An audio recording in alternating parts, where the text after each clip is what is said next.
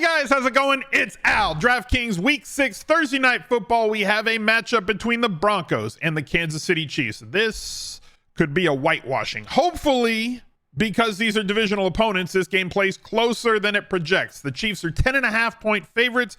47.5 is the total on this one. Chiefs with a 29 team total. A lot of expected points out of the Chiefs. Broncos are struggling.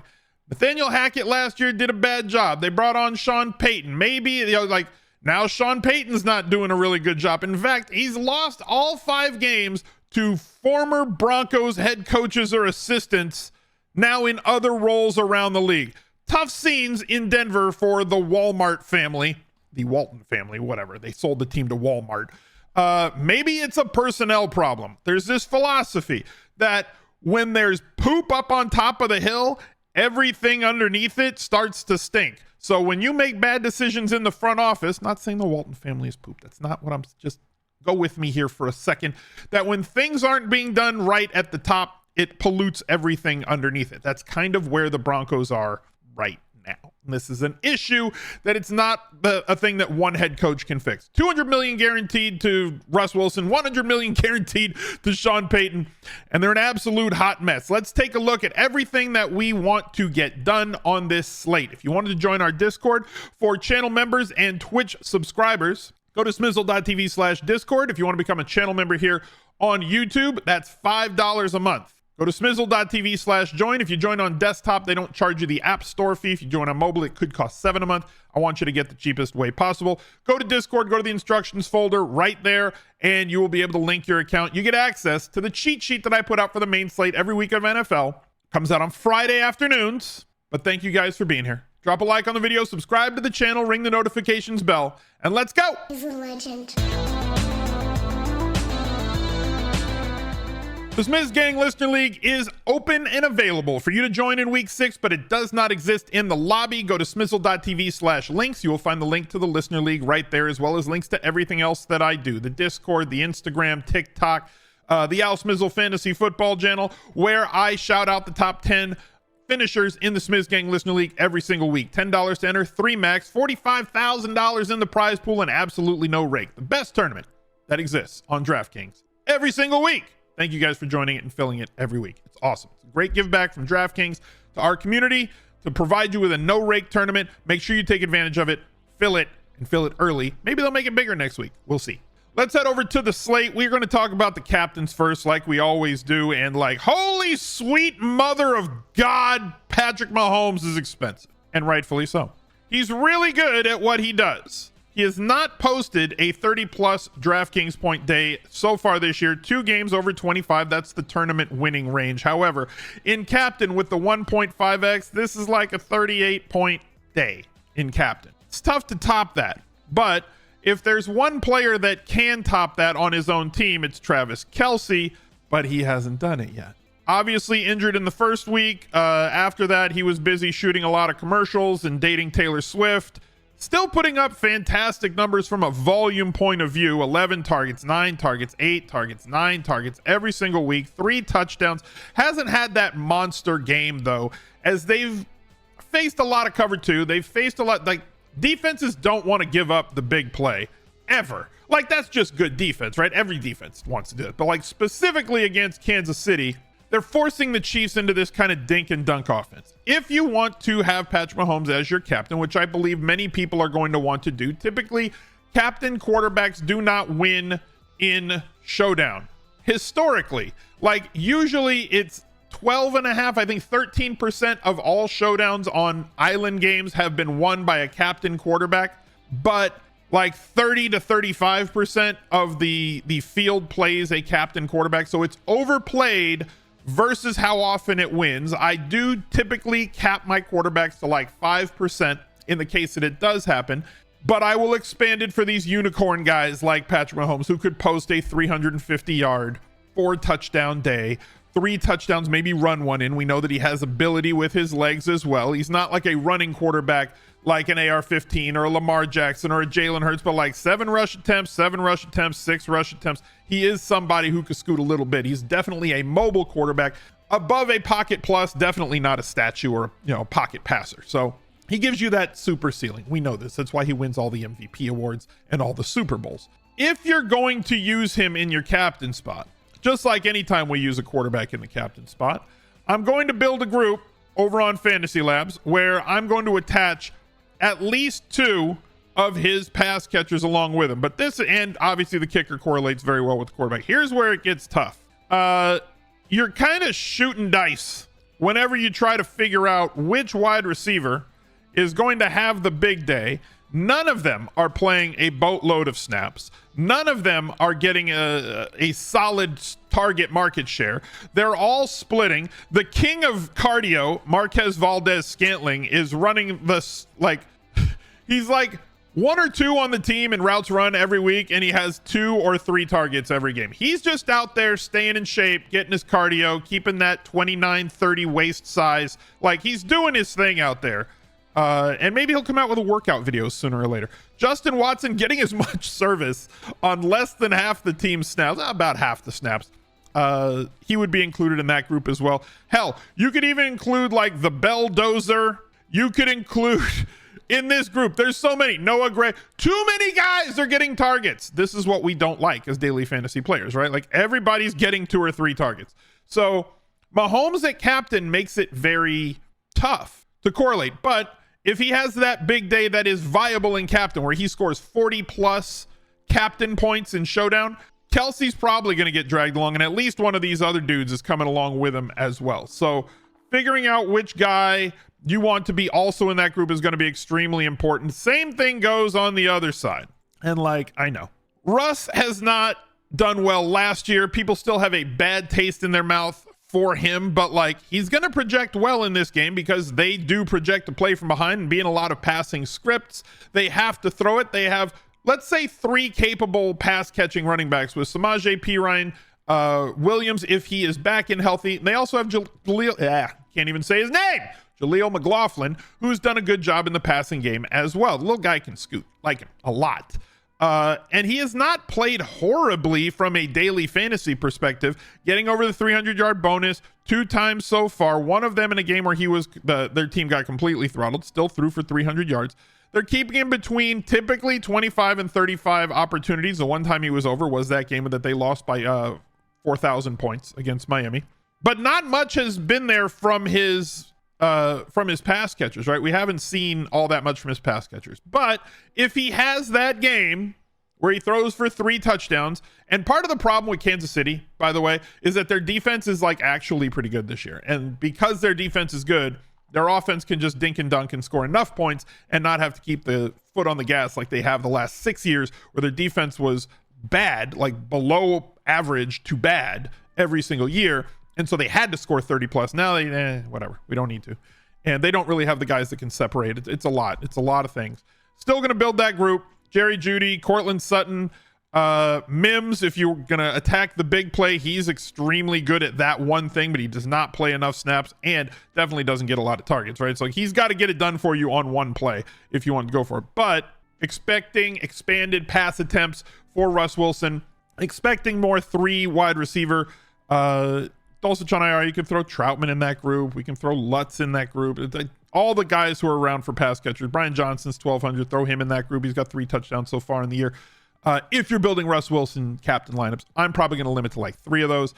Another captain that I think is certainly in play. We talked about Kelsey. If I'm going to put Kelsey in there, right, he's, in my opinion, going to pop as the second optimal captain behind Patrick Mahomes. And if I'm going to play, why does it keep defaulting? If I am going to play Kelsey there, I'm going to tie Patrick Mahomes to him, and we're going to have to figure it out on value, as you're only left with 5,100, almost 5,200 on average behind him.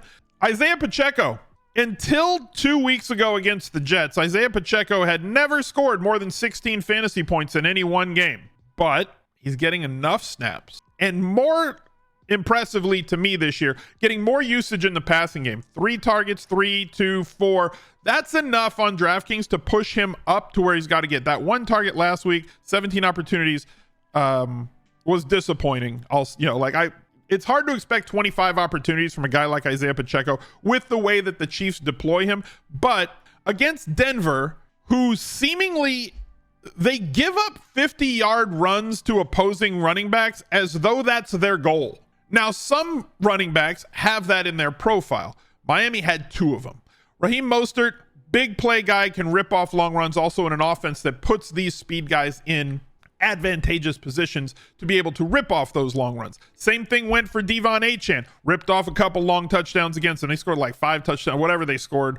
The running backs just went absolutely ham with like 90 plus DraftKings points on that day. That's kind of blowing up the curve on how many fantasy points per game Denver is allowing, which is right now the most points per game to opposing running backs. But if you take that out, they're still bad.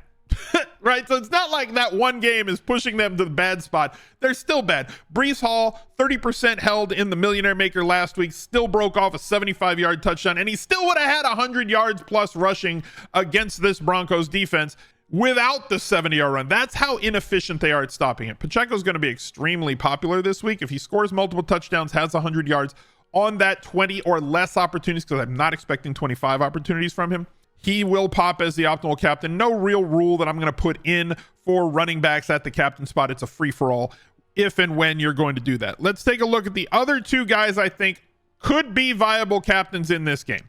Jerry Jeudy, if he gets loose, is getting enough volume to make it happen, but has not scored a touchdown so far this year. Very pedestrian stats, but 7.5 targets for him throughout the season so far. They've got to figure this out offensively, and maybe the island game is the place that they do it. Cortland Sutton, the other one. When Jeudy was out earlier, we thought that he was going to go, nuclear. He didn't.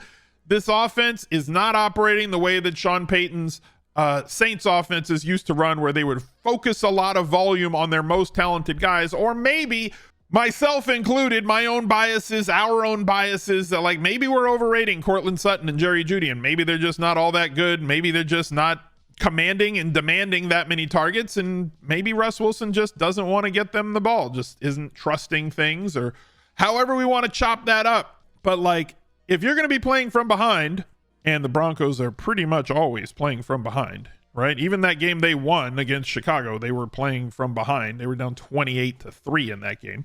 You would expect these guys to get more of the market share. You'd expect them to throw the ball more, but that's just not how they're playing it. So Cortland Sutton certainly has a spot as a viable captain, 3 touchdowns so far this year. Jerry Jeudy, same thing. Nobody else on the Broncos outside of Russ Wilson, who I'm going to limit anyway, because that's just the way that I'm going to do it. Let's head over to Underdog Fantasy and fill out a pick'em card, because that's fun for me to do. If you have not picked up the free $100 bill that Underdog Fantasy is left on the street for you to go get, if you do not have an account over at Underdog Fantasy, use code ALSMIZZLE, all one word, ALSMIZZLE, and you can get up to a $100 first time deposit bonus on your first deposit to the site. They have these great pick'ems. Makes the game fun. You can pick whatever you want from this menu of options. They will change. As you can see, Cortland Sutton now has risen. Isaiah Pacheco's projection has risen. These will change throughout the week. So if you see an exploitable line that you want to take advantage of, make sure that you get it. I'm going to play a pick 3. Isaiah Pacheco over 72.5. Hell, he may get that on one play. Marvin Mims over 16.5 receiving yards. Hell, if he's going to get it, it's going to be on one play. And Rashee Rice running out of the slot, not going to catch Patrick Surtain. So I'm going to go over 29.5 receiving yards for him. Unders are sharper. I like to play the overs because I hate watching boring island football. I don't want to sit there watching punts and field goals. I want to see a lot of touchdowns scored and a lot of offense. Play that for $100 to win 600. Click submit. If you wanted to not be a donkey like me and just play overs and want to make sharper picks, go over to unabatedsports.com.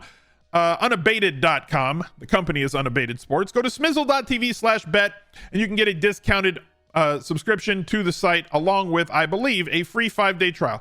That may or may not still be a thing. Go check it out. If you don't want to sign up, don't sign up. But they do have this Plan the Perfect Pick'em, where you can find the largest advantage plays or disadvantage plays. You can sort by edge very simply if you play on Underdog Fantasy or on Prize Picks, and build a better pick'em card with the projections they have currently uploaded to the site from Numberfire and Fantasy Pros. Or you can upload your own set if you are established the Run member. And if you're not, go to smizzle.tv/ETR and get your membership today, a discounted membership over at ETR today. And you can be a better by using unabated.com. let's head back to the slate and see what else we can get here. There's a couple of cheaper plays that I think are in play.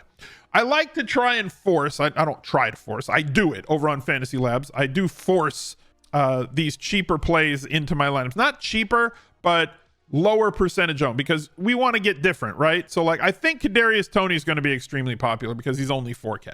So he may be one of the most popular cheap plays on the slate. More than likely, well over 25% of the field is going to be on him because of the price and the fact that he has not seen any touchdowns so far this year, but does have 3 games from Patrick Mahomes where he has scored or has logged 5 targets or more. So he doesn't fit into the low owned group. Obviously, Marquez Valdes-Scantling going to be low owned, but he is running a lot of routes, and so people are going to target him. The guy that I like better would be Justin Watson, getting as much volume on like 50% of the snaps, and when he gets it, it's downfield. When we're playing Showdown, you want that one big play guy. If they get a touchdown, which he has not scored this year, in spite of getting a 33-yard catch in week 5, 37 in week 3, 34 in week 2, 26 in week 1, he's certainly a part of this offense, and he's the guy that they use to take the roof off by moving the safeties back. And if Mahomes finds him, you know, behind the defense, which is entirely possible considering how much Denver blitzes,